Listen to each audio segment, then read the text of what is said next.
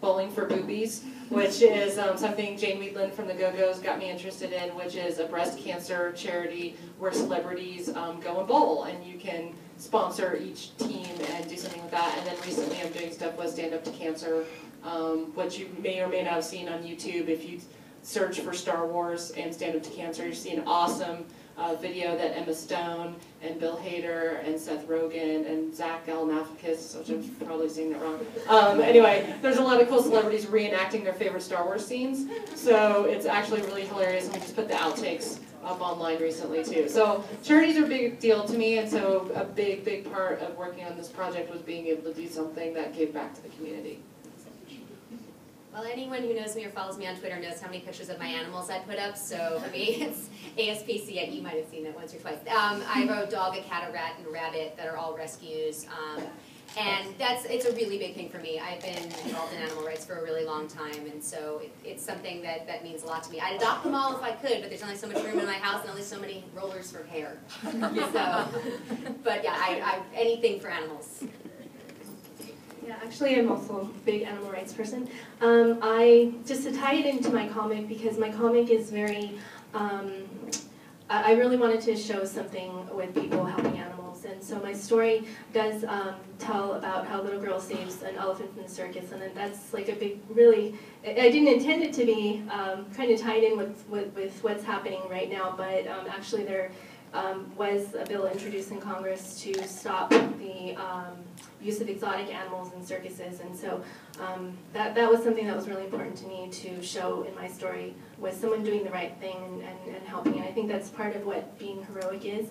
It's not necessarily superheroes and people with superpowers, but people who do the right thing and people who help you know, when the situation arises before them. And so in that respect, I also have countless, actually, rescue animals that I have personally in my house. And it is, you know, you really wish that you could help everyone that you come across with, and luckily I have been able to. I actually just rescued a little tiny dog that my sister and I were getting on the freeway, and we saw it, and we stopped and we tried to get it, and so that's just part of my life, and my everyday life is helping out. So.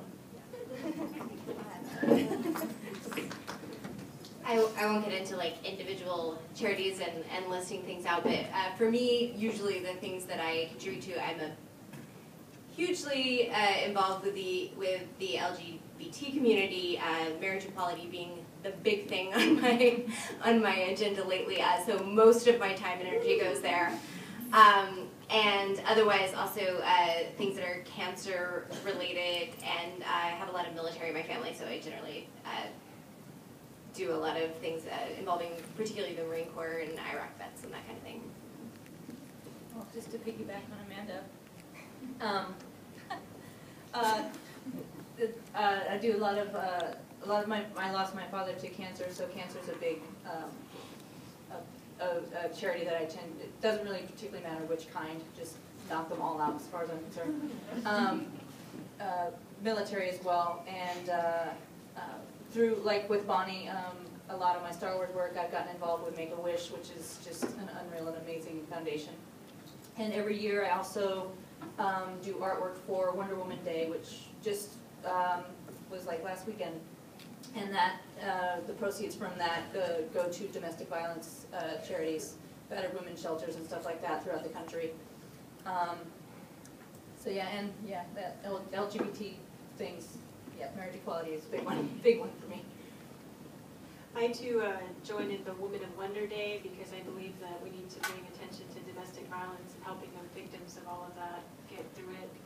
I've also worked with Phi Affinity does trading cards for the March of Dimes, and all the profits go to solving that. And like the others here, every one of my pets is a rescue animal, because we don't need to buy animals from a pet store when we have tons of animals in shelters, pounds, and need homes, and loving families. I'm really pro workers' rights. I'm not part of the union right now, but I was part of the animation union, and since a lot of animation is under really big corporations, someone has to look out for the little guy.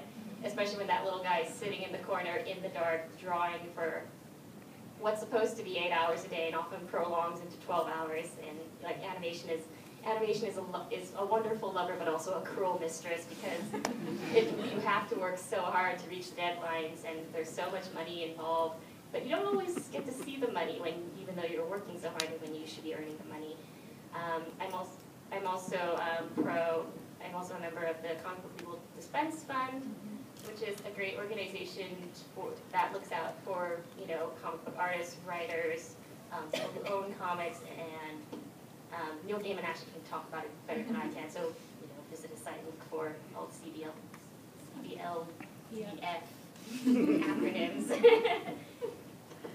All right.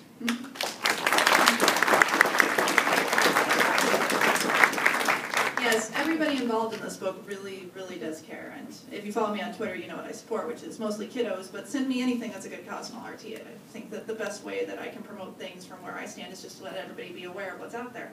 And this is a book that allows you to just, we all get a chance to help with such a, I think Global Giving was a perfect charity choice because you can tell there's such a wide arrangement of things that we all support. And nothing should ever be limited, but you should also be helping out something you feel passionate about. And I know we all feel passionate about this. So. Alrighty, each of you did something different on the task, and I'm not sure how much time we have left, but no one's ushered me off stage yet, so I'm going to keep going. 25 minutes, ooh, okay. So tell us what it was like working as part of the team. Oh, we do? Go ahead. I just wanted to know, for the panelists that's at the end, have you done a 52, any new 52 comic books? Oh, me? Anyone on the panel? Oh. Or anyone on the panel, all of you. No. I wish. I wish. Would anyone like to hire me? Yeah, there was actually a discussion about the fact that Gail Simone was the only female writer on the 52 that we had earlier today, and the fact that DC has been looking for other names and feminine talents to put into the comics. So. We're here. We're here. The new 52 actually had a direct hit my schedule the wrong way because Gail was like, I'm really sorry, but there was a crisis at DC. And that was all her email to me was one day, and I was like, oh, and she's like, the script will be late. And I go, okay. And it took all my willpower, but in the end I had to write back, so an infinite crisis at DC? Yeah, I'm just imagining a crisis at DC. I hope there were like capes involved. And there was like, because we always get that at Lucasfilm. When I say there's a crisis at Lucasfilm, people think Darth Vader's in meetings force choking people. You have to be careful when you say where a crisis is in a workplace, because people are going to envision their ultimate fantasy of a meeting gone bad. Like another part of my discussion with Gail about the lack of Asian characters, it's somehow weird.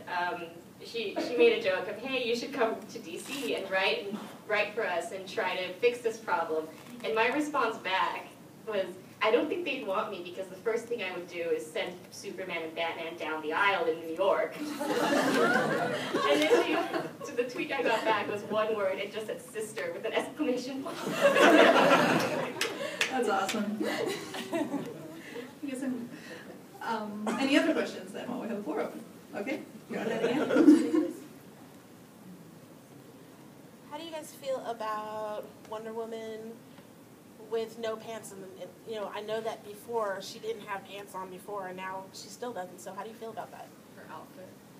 Like Wonder Woman's clothes. I'm just glad Wonder Woman still exists. I always call them action slacks. Am I not supposed to call them that? I've always had a fantasy that someone would write a Wonder Woman comic where she kicks ass in mom jeans. So we can just finally get over the costume thing, because I know it's a big deal to a lot of people, and to me the only costuming should be a big deal to is Tim Gunn. So if you work for an actual fashion house, then yeah, that's an important thing. But comics aren't necessarily, it's not the costume that makes the hero, it's their heroic acts. Just like I say about cosplay, it's not how much skin you show, it's how comfortable you are in your own skin that counts. So to me, it's the costume is a big debate, and it's a good question, but I seriously just want to see her in mom jeans, and that's just how I am. The best explanation I saw for Wonder Woman's costume was in the Justice League animated series, was that it was given to her by the gods, and pants didn't exist in ancient Greece. So